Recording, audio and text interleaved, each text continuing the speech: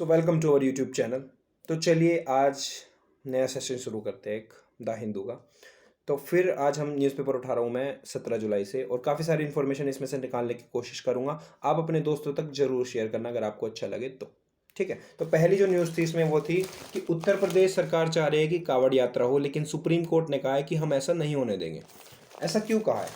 क्योंकि supreme court ने कहा है कि हमारे फंडामेंटल राइट्स होते हैं, कुछ मूलभूत अधिकार होते हैं। आर्टिकल 12 टू आर्टिकल 35 यानी 12 से लेके आर्टिकल 35 तक हमारे फंडामेंटल राइट्स होते हैं। तो ऐसे ही एक इसमें फंडामेंटल राइट होता है आर्टिकल 21, जिसको कहते हैं राइट टू लाइफ।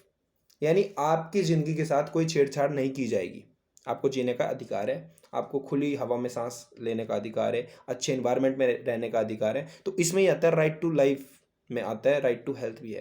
यानी आपकी एक अच्छी हेल्थ हो, वो भी आपका एक अधिकार है। तो कहीं ना कहीं सुप्रीम कोर्ट ने कहा है कि अगर कांवड़ यात्रा होगी तो हो सकता है कोविड-19 की वजह से किसी को बीमारी हो सकती है और उसका राइट टू लाइफ छीना जा सकता है। किसके द्वारा? सरकार के द्वारा। क्योंकि अगर उस पर्सन की मृत्यु हो जाती है तो उसका जीवन ही चला जाएगा, और तो उसका आर्टिकल जो 21 है वो इन्फ्रिंज्ड होगा, यानी हर्ट होगा। तो अगर किसी पर्सन का आर्टिकल 21 हर्ट होता है, इन्फ्रिंज्ड होता है, तो वो सुप्रीम कोर्ट या हाई कोर्ट भी जा सकता है। तो यही बात है यहाँ पे कि सुप्रीम कोर्ट ने कहा है कि हम राइट टू लाइफ का हनन नहीं होने देंगे, तो इसलिए हम कांवड़ यात्रा नहीं होने देंगे। अगली जो बात है वो एक ये पर्सन है, ये डाई हो चुके हैं, अफगानिस्तान में हुआ है। अभी आपको पता ही है, तालिबान अफगानिस्तान में, तालिबान और अफगानिस्तान की जो गवर्नमेंट है आपस में उनकी लड़ाई हो रही है, और इसी बीच वहाँ पर किसी की गोली से ये इनकी मृत्यु हो गई। और लिखा गया है कि इनको कौन सा प्राइज़ दिया गया है? Pulitzer prize. ठीक है, अब आपको ये प्राइज़ जान लीजिए ये होता क्या है। देखिए, ये यूएसए में दिया जाता है, यानी ये अमेरिकन प्राइज़ है, और दिया जाता है 21 कैटेगरीज में। इतना याद कर लीजिए कि 21 कैटेगरीज में ये प्राइज़ दिया जाता है। और अगली बात ये है कौन से फील्ड में दिया जाता है। एक तो न्यूज़पेपर, एक मैगजीन, एक लिटरेचर के फील्ड में आपने कोई अच्छा काम किया हो, म्यूजिकल कंपोजिशन में आपने अच्छा काम किया हो, तो इन फील्ड में ये दिया जाता है। और 1917 में इंट्रोड्यूस हुआ था, कहाँ पर? यूएसए के अंडर। तो यही सारी बातें थी जो हमें जाननी थी। तो जो ये पर्सन था ये भी एक पुलिट्जर प्राइज विनर था। तो इस बात से हमने ये जाना। अगली बात है एक और न्यूज़ आ रखी है इस पर कि सुप्रीम कोर्ट ने एक और बात कही है कि जो पर्सन्स को हम बेल दे देते हैं, ऐसा होता है जब आप पुलिस कस्टडी में होते हैं, तो अगर पुलिस आपको पकड़ के ले जाती है तो कोर्ट ऑर्डर पास कर सकता है जिसको कहते हैं बेल, कि आपको छोड़ दिया जाए। लेकिन आजकल क्या देखने में मिल रहा है कि भले ही कोर्ट ऑर्डर पास कर रही है, आपको बेल दे रही है, लेकिन जो प्रिजन यानी जहाँ पर कैद होता है कैदी, वहाँ पर पुलिस उसको छोड़ने में बहुत टाइम लगाते हैं। यानी जो प्रिजन जेल की जो पुलिस होती है वो उसको छोड़ने में काफ़ी समय लगाते हैं, क्योंकि वो कहते हैं कि हमें जो बेल का ऑर्डर है वो हार्ड कॉपी ला के दो हमें, कि जो कोर्ट का ऑर्डर है उसको हार्ड कॉपी ला के दो हमें, तब हम आपको छोड़ेंगे। तो इस तरीके से सुप्रीम कोर्ट ने कहा है कि आप इस डिजिटल जमाने में जी रहे हो और आप एक हार्ड कॉपी मांग रहे हो, और ऐसा हार्ड कॉपी मांग के आप उसकी बेल को डिले कर रहे हो, यानी उसको नहीं छोड़ रहे हो, कहीं ना कहीं उसके राइट का हनन कर रहे हो। तो सुप्रीम कोर्ट ने इस पे ये कहा है कि अब हम एक नया सिस्टम लागू करेंगे जिसको कहेंगे फास्टर, और वो होगा fast and secure transmission of electronic records. यानी जो बेल है उसको एक इलेक्ट्रॉनिक रिकॉर्ड के तौर पे इकट्ठा किया जाएगा, यानी डिजिटली, और उसको ट्रांसफर किया जाएगा सीधा कहाँ? जेल्स में। यानी इधर सुप्रीम कोर्ट ने ऑर्डर पास किया या किसी भी कोर्ट ने ऑर्डर पास किया तो एकदम से वो जेल के अंदर, वहाँ पर जेल की जो प्रिजन की अथॉरिटी है उनके पास भेज देंगे ऑर्डर को, और एकदम उस पर्सन को छोड़ दिया जाएगा। तो यही बात इस जगह पे की गई है। जो अगली बात है वो निकल के आ रही है यहाँ से।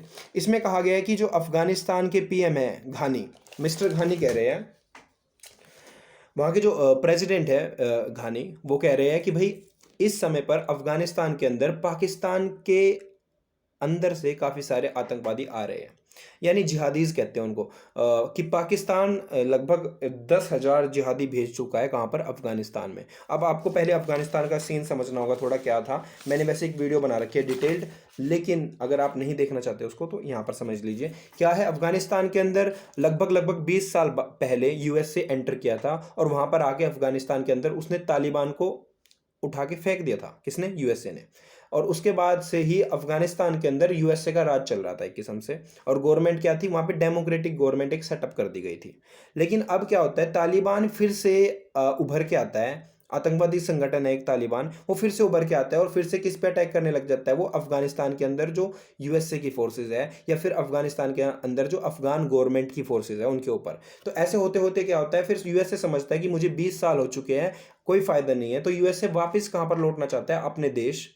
ठीक है, और यहाँ पर सब कुछ छोड़ छाड़ के। तो यही बात है, इस समय पर यहाँ पर अफगानिस्तान में कौन बच गया, एक तरफ तालिबान और एक तरफ कौन, जो अफगानिस्तान की गवर्नमेंट है। अब देखिए जो जो अफगानिस्तान की गवर्नमेंट है डेमोक्रेटिक है, ठीक है, लेकिन तालिबान क्या है, एक आतंकवादी संगठन है। तो जैसे ही अमेरिका अपने ट्रूप्स को वापस बुला रहा है, अपने यहाँ पर जो डिप्लॉयड थे यहाँ पर उसकी आर्मी, उसको वापस बुला रहा है, तो तालिबान क्या कर रहा है, अटैक करने लगा है किस पे, अफगानिस्तान की गवर्नमेंट पे। तो इसी बीच क्या होता है कि तालिबान ने इतना अटैक कर दिया कि उसने क्लेम कर दिया कि मैंने लगभग लगभग 85% एरिया पे कब्जा कर लिया, कहाँ के, अफगानिस्तान के। तो यही सीन कहाँ चल रहा है, अफगानिस्तान के अंदर तालिबान और वहाँ की जो अफगान की गवर्नमेंट है इस टाइम, जिसके प्रेसिडेंट कौन है, घानी, उनके बीच में क्या हो रही है, लड़ाई चल रही है। और अफगानिस्तान में तालिबान ने आसपास के जो कंट्रीज बॉर्डर लगाते हैं, तजाकिस्तान इन और पाकिस्तान, इनके बॉर्डर्स पे कब्जा करता जा रहा है कौन, तालिबान। और इसी बीच यहाँ पर अफगानिस्तान के जो प्रेसिडेंट, उन्होंने क्या कहा है कि पाकिस्तान को यहाँ पर तालिबान को दबा के रखना चाहिए, कि आप अफगानिस्तान की गवर्नमेंट से बातचीत करो, कि तालिबान और अफगानिस्तान की गवर्नमेंट आपस में बातचीत करे, ऐसा पाकिस्तान को करना चाहिए।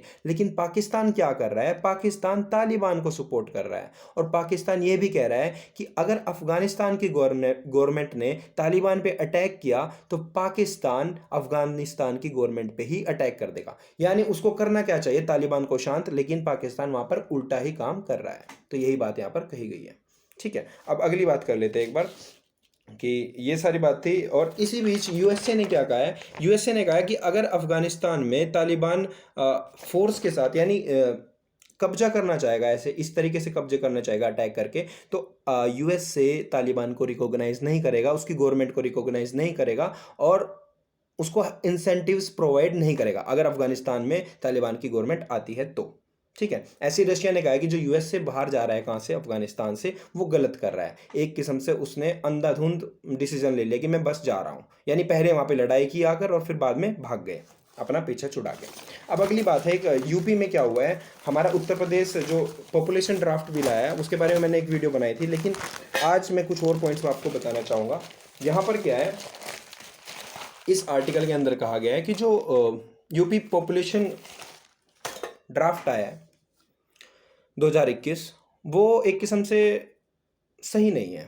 ऐसा क्यों कहा है, क्योंकि जो यूपी पॉपुलेशन बिल है उसमें कुछ फैक्टर है, यानी कोर्सिव है, ये फोर्सफुल है, यानी एक किस्म से एक प्रेशराइज किया जा रहा है पॉपुलेशन के ऊपर, और ये कुछ इंसेंटिव्स प्रोवाइड कर रहे हैं, कुछ इंसेंटिव्स प्रोवाइड कर रहे हैं। अब ये क्या होते हैं, इंसेंटिव क्या होता है कि अगर आप एक बच्चा करोगे तो आपको प्राइज दिया जाएगा, ये इंसेंटिव है, यानी इनाम के तौर पे आपको लोन इजी तरीके से मिलेगा, ये इंसेंटिव है। और यही दूसरी तरीके से जो डिसइंसेंटिव क्या है कि आप अगर 2 बच्चे से ज़्यादा पैदा करते हो तो आपको गवर्नमेंट जॉब नहीं दी जाएगी, आपको पंचायत के इलेक्शन नहीं लड़ने दिए जाएंगे। तो ये क्या है, कहीं ना कहीं डिसइंसेंटिव है। तो सरकार यहाँ पर एक फोर्सफुल अप्रोच लगा रही है यूपी की गवर्नमेंट। तो यहीं पे आर्टिकल में लिखा गया है कि ये जो अप्रोच है प्रेशराइज करने की, ये जो हमारी यूनाइटेड नेशन की कॉन्फ्रेंस हुई थी, international conference on population and development, ये 1994 में एक कॉन्फ्रेंस हुई थी, तो उसमें भी इस अप्रोच को क्रिटिसाइज किया गया है कि इसमें कहा गया कि किसी भी कंट्री के सिटीजन्स को फोर्स नहीं करना चाहिए हमें।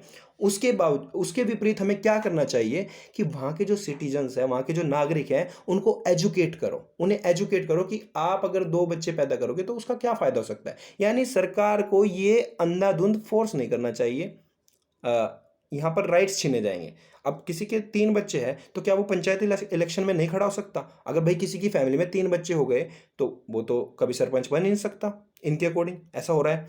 ठीक है, तो इस तरीके से क्या होगा, कुछ राइट्स छीने जाएंगे सिटीजन्स के अगर ये फोर्स में आया।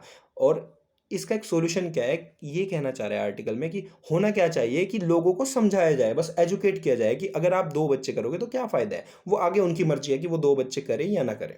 ठीक है, तो यही है, देखिए एजुकेशन का बहुत ज़्यादा इंपॉर्टेंस होता है। अब देखिए कोई लड़की है, किसी की जल्दी शादी हो जाती है तो चांसेस बढ़ जाते हैं कि वो उसके ज़्यादा बच्चे होंगे। ठीक है। और अगर वो एजुकेटेड नहीं है तो भी चांसेस बढ़ जाते हैं कि उसके बच्चे ज़्यादा हो गए, क्योंकि उसको नहीं पता कि अगर बच्चे ज़्यादा होंगे तो हमारी पॉवर्टी आ सकती है, हमारे पास इतने बच्चों को खिलाने के लिए पैसा कहाँ से आएगा, तो ये बातें नहीं सोचते कभी कभार। तो अगर वहाँ पर एजुकेशन प्रोवाइड की जाएगी तो उनकी मेंटेलिटी चेंज होएगी, वो फोकस करेंगे फैमिली प्लानिंग के ऊपर। तो यही बात यहाँ पर कही गई है।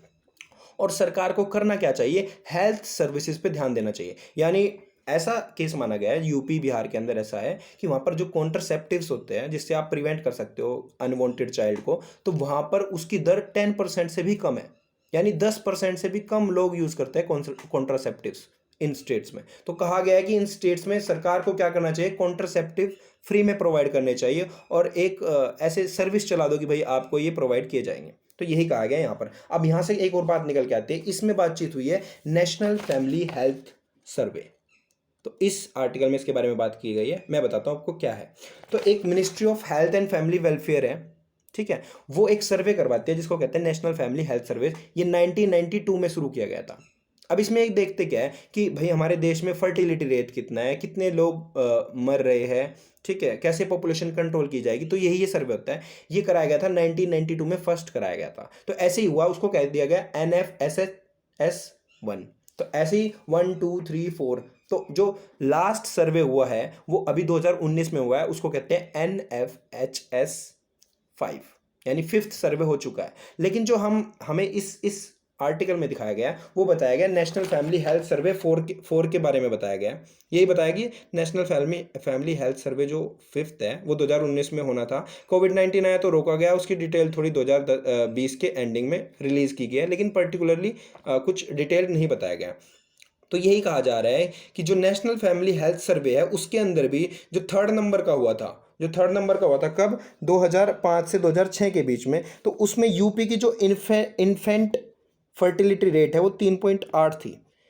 इन्फेंट फर्टिलिटी रेट क्या होता है कि एक माता पिता मिलके कितने बच्चे पैदा कर रहे हैं, तो लगभग 4 बच्चे पैदा कर रहे थे उस समय पे, कब, 2005 और 6 के बीच। लेकिन कुदरती ही क्या होता है, लोग समझने लगते हैं इस बात को कि पॉपुलेशन कंट्रोल होनी चाहिए। तो जो national family health survey fourth है जो 2015 से 16 में हुआ है, उसमें पता लगा कि इन्फेंट फर्टिलिटी रेट 2.7 आ चुका है, यानी ये घट चुका है। यानी अगर पहले कोई माता पिता 4 बच्चे पैदा करते थे, अब वो लगभग 3 से भी कम करते हैं। ये बात समझ गए आप। तो देखा जाए तो एक ट्रेंड आ रहा है कि लोग अपने आप ही पॉपुलेशन कम करते जा रहे हैं। तो यही कहा जा रहा है इस आर्टिकल में कि नेशनल फैमिली हेल्थ सर्वे दिखा रहा है कि लोग अपने आप ही कम बच्चे पैदा कर रहे हैं। तो आप ऐसा लो क्यों ला रहे हो जिससे कि फिर आप उनको फोर्स करोगे कि आप 2 ही बच्चे पैदा करो। देखिए एक और बात है, ये जो मैंने बताया आपको इन्फेंट फर्टिलिटी रेट, ये क्या होता है कि एक माता पिता मिलकर कितने बच्चे पैदा कर रहे हैं। तो अगर इन्फेंट फर्टिलिटी रेट किसी भी कंट्री का 2.1 होता है तो इसका मतलब होता है कि ये दो मिलके 2.1 चिल्ड्रन पैदा करें ऑन एन एवरेज। देखिए 2.1 पैदा तो कर नहीं सकते, लेकिन ओवरऑल पॉपुलेशन को देख लो और जितने माता पिता हैं उनको देख लो, तो जो डिवाइड करके आएगा वो 2.1 आता है अगर, तो पॉपुलेशन स्टेबलाइज होगी, यानी ना बढ़ेगी ना घटेगी। अगर 2.1 से इन्फेंट फर्टिलिटी रेट कम जाता है, IFR अगर कम जाता है तो पॉपुलेशन घटेगी, अगर इससे ज़्यादा जाता है तो पॉपुलेशन बढ़ेगी। तो यही कहा गया है कि जो नेशनल पॉपुलेशन पॉलिसी है 2000 की, एक पॉलिसी लाई गई थी 2000 में जिसको कहते हैं क्या, नेशनल पॉपुलेशन पॉलिसी 2000।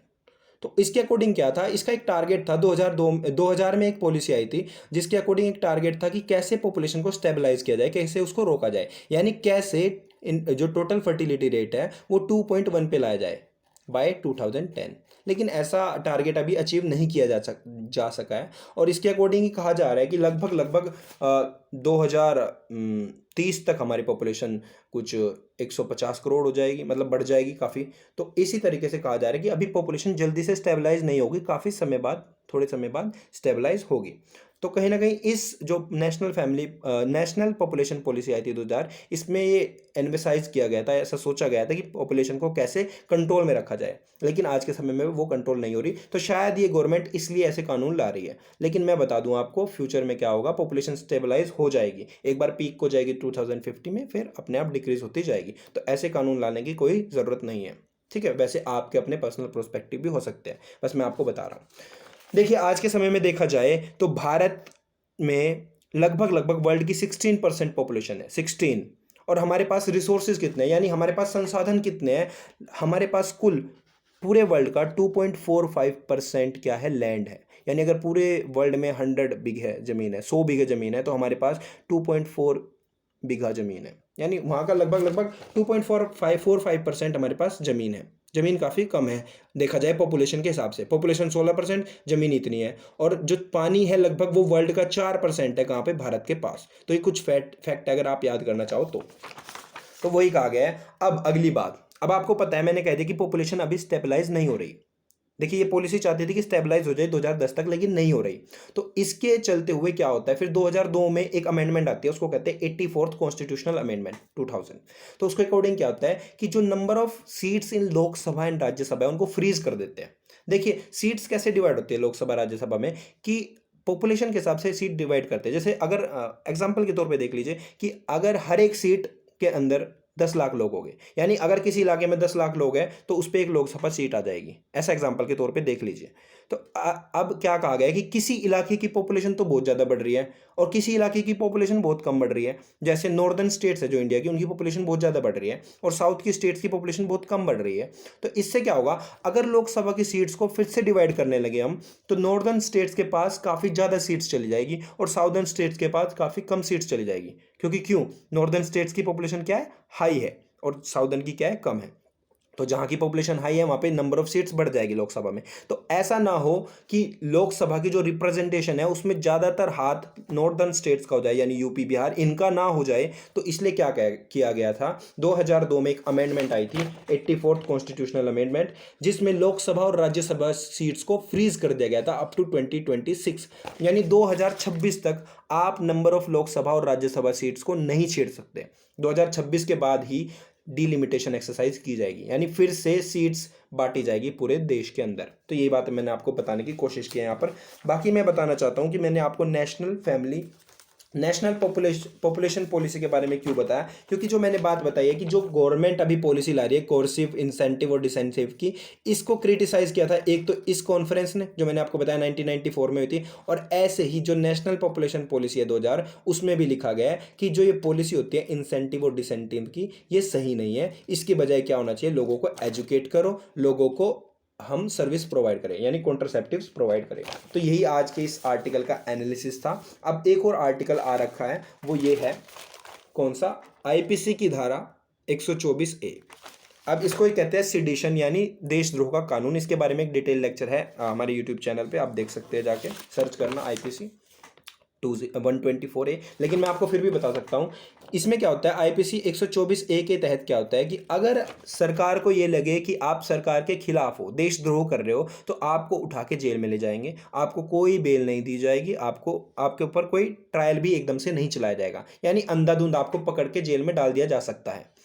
लेकिन कुछ बातें पहले आपको बता दूं, पास्ट में आईपीसी एक तो इंडियन पिनल कोड होता है, 1860 में ये लागू हुआ था अंग्रेज सरकार के दौरान। फिर उसके 10 साल बाद 1870 में क्या हुआ था, आईपीसी की ये धारा आई थी देशद्रोह की। ये धारा इसलिए आई थी जिससे कि जो देशभक्त लोग हैं उनको पकड़ा जाए।